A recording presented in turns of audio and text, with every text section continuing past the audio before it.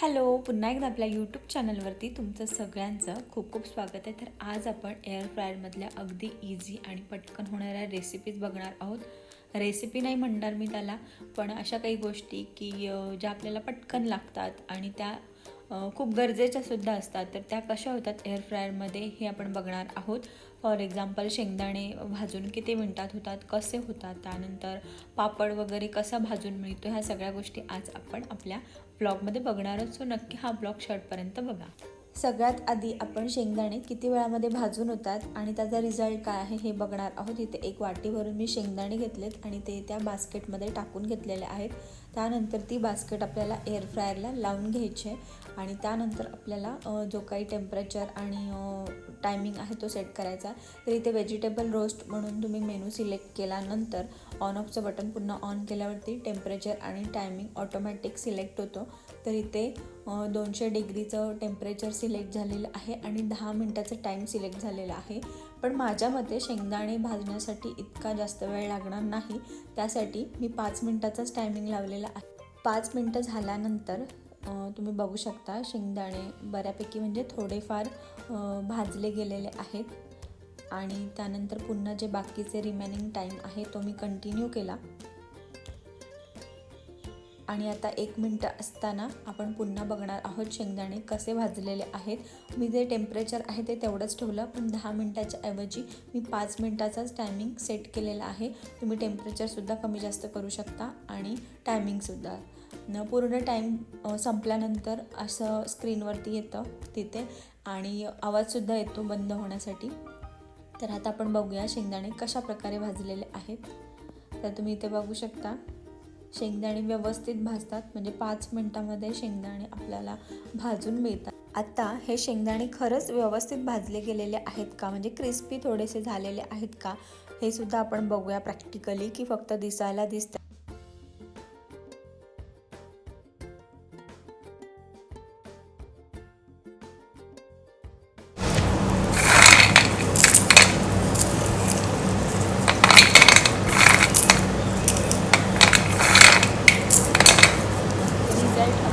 समोर आहे. 5 मिनटामध्ये अगदी आपल्याला क्रिस्पी शेंगदाणे मिळतात एअर फ्रायरमध्ये भाजून. तर तुम्ही हे ट्राय करू शकता.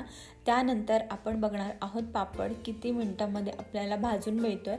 कधी कधी आपल्याला असा थोडासा तळलेला पापड खावासा वाटतो, पण ते डीप फ्राय नको असतं. तर त्यासाठी हे वर्कआउट करते का बघूया. आपण अगदी थोडंसं तेल ह्याला लावणार आहोत, अगदी किंचित, आणि त्यानंतर हे 2 पापड उडदाचे आहेत ते किती मिनटामध्ये भाजून होतात आणि ते खरंच क्रिस्पी होतात का हे सुद्धा आपण बघणार आहोत. तर इथे थोडंसं ऑइल मी लावून घेतलेलं आहे आणि एअर फ्रायरमध्ये कोणती रेसिपी करताना ऑइल ब्रशचा वापर करूनच आपल्याला ऑइलचा यूज करायचा आहे, कारण अगदी कमी ऑइलचा वापर केला जातो एअर फ्रायरमध्ये. तर इथे मी बास्केट लावून घेतलेली आहे एअर फ्रायरला. त्यानंतर आता आपण जी स्क्रीन आहे त्याच्यावरती सगळं सेटिंग करणार आहोत. तर इथे सुद्धा तुम्ही व्हेजिटेबल रोस्टचं मेनू सिलेक्ट करून त्यानंतर पुन्हा ऑन ऑफचं बटन ऑन करू शकता. तर इथे मी टेम्परेचर कमी केलेलं आहे, कारण मला वाटतं 200 डिग्री टेम्परेचर खूप जास्त होईल. तर इथे मी सगळ्यात आधी 100 टेम्परेचर केलं आणि 1 मिनटं टायमिंग ठेवला. पण बघूया 100 डिग्रीला आणि 1 मिनटामध्ये खरंच पापड व्यवस्थित भाजला जातो आहे का, कारण 200 डिग्री आणि खूप जास्त टायमिंग म्हणजे पहिल्यांदा असं सिलेक्ट केलं तर मला असं वाटतं की करपेल. पण बघूया आपण की 100 डिग्री आणि 1 मिनटाला पापड व्यवस्थित भाजला जातो आहे की नाही. एअर फ्रायरमध्ये फक्त रोस्टचा ऑप्शन दिलेला असतो, पण कोणती वस्तू किती टायमिंगमध्ये भाजून मिळू शकते याचा आपल्याला कधी कधी अंदाज लावावा लागतो. पण माझा अंदाज चुकलेला इथे 100 डिग्रीला आणि 1 मिनटाला पापड बिलकुल भाजलेला नाही आहे. सो मी पुन्हा बास्केट लावली आणि पुन्हा व्हेजिटेबल रोस्टचा जे मेनू आहे तो सिलेक्ट केला आणि ऑन ऑफचं बटन पुन्हा ऑन करायचं आपल्याला. आणि त्यानंतर मी आता जो टायमिंग आहे तो चेंज केलेला आहे. मी आधी 1 मिनटं ठेवला होता, तर तो 2 मिनटाचा टायमिंग सेट केला आणि चं जे टेम्परेचर आहे ते सिलेक्ट केलेलं आहे. सो बघूया, काही गोष्टींमध्ये आपल्याला अंदाज लावणं गरजेचं आहे, कारण स्पेशली पापडसाठी किंवा शेंगदाण्यांसाठी किंवा अशा खूप साऱ्या गोष्टी आपल्याला भाजून पाहिजे असतात. त्याच्यासाठी असं वेगळं काही दिलेलं नाही आहे. त्यांनी फक्त व्हेजिटेबल रोस्ट असं ऑप्शन दिलेलं आहे. सो आपल्याला पण काही गोष्टींमध्ये अंदाज लावणं गरजेचं आहे. सो शेंगदाण्यांसाठी जो टायमिंग आहे तो 5 मिनटाचा आणि 200 डिग्रीला अगदी परफेक्ट आहे. तर पापड भाजण्यासाठी आता आपण बघूया 180 डिग्री आणि 2 मिनटाचा जो काही रेशो आहे तो व्यवस्थित आहे की नाही आहे. तर इथे तुम्ही बघू शकता 180 डिग्रीला 2 मिनटामध्ये पापड अगदी छान भाजून मिळतो.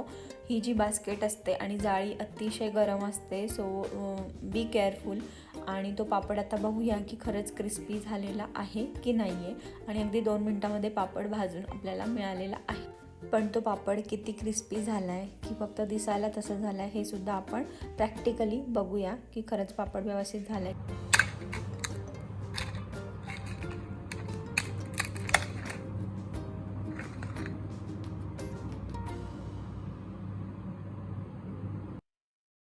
आता आपण एअर फ्रायरमध्ये जी गोष्ट रोस्ट करून बघणार आहोत त्याला तर तुमच्याकडे काय म्हणतात ते मला नक्की सांगा. आम्ही तर याला नळ्या बोलायचो, कारण त्या अशा दुकानामध्ये मिळायच्या. काही ठिकाणी याला पोंगे पण म्हणतात, पण पोंगे हा वर्ड मला माहिती नव्हता. पण ही गोष्टसुद्धा आपण तळून घरामध्ये खात असतो. सो आज विचार केला एअर फ्रायरमध्ये थोडीशी रोस्ट करून बघूया कशी ही लागते आहे. म्हणजे नळ्यांची जी काही रेसिपी आहे ती. आणि मी थोडंसं ऑइल ब्रशनी ऑइल लावलेलं आहे. शक्यतो हे आपण तळूनच घेतो. बघूया एअर फ्रायरमध्ये याचा रिझल्ट काय आहे. मी बास्केट लावून घेतली, त्यानंतर मेनू सिलेक्ट करून जो व्हेजिटेबल रोस्टसाठी जो मेनू आहे तो सिलेक्ट केला आहे. 200 डिग्रीला आणि 10 मिनिट्ससाठी मी ठेवलेला आहे. मी टायमिंग आणि टेम्परेचर काही चेंज केलेला नाही आहे, कारण मला म्हणजे सध्या वाटत होतं की तेवढं इनफ आहे.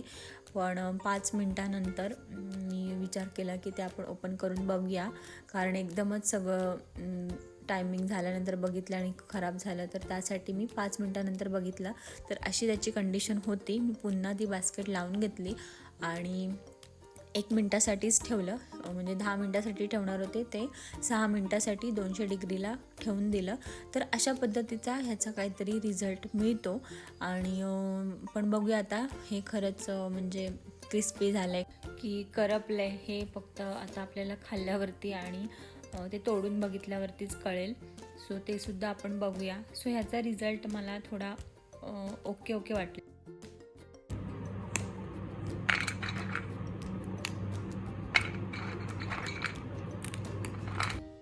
मला ह्या नळ्यांचा म्हणजे ह्या पोंग्यांचा जो काही रिझल्ट आहे तो एअर फ्रायरमध्ये इतकासा खास वाटला नाही, कारण तळून जो रिझल्ट मिळतो तो वेगळाच असतो. आता मी ज्वारीचा पापड एअर फ्रायरमध्ये भाजून बघणार आहे, कारण तो गॅसवरती भाजला की करपल्यासारखा लागतो आणि तळला की जास्त तेल शोषतो. सो बघूया एअर फ्रायरमध्ये याचा रिझल्ट काय आहे. उडदाचा पापड भाजताना आपण आय थिंक 185 डिग्री की 180 डिग्रीला 2 मिनटासाठी ठेवला होता. पण उडदाचा पापड लगेच भाजला जातो आणि ज्वारीच्या पापडाला कदाचित जास्त वेळ लागू शकतो किंवा जास्त टेम्परेचर लागू शकतं. त्यासाठी मी जे टेम्परेचर आहे ते 200 डिग्रीज ठेवलं आणि टायमिंग आहे तो 2 मिनटाचा सेट केलेला आहे. अशा खूप साऱ्या गोष्टींसाठी आपल्याला एअर फ्रायरमध्ये आपल्या पद्धतीने अंदाज लावून टायमिंग आणि टेम्परेचर सेट करावा लागतो, पण ते हळूहळू आपल्याला कळतं आणि अंदाजसुद्धा येतो.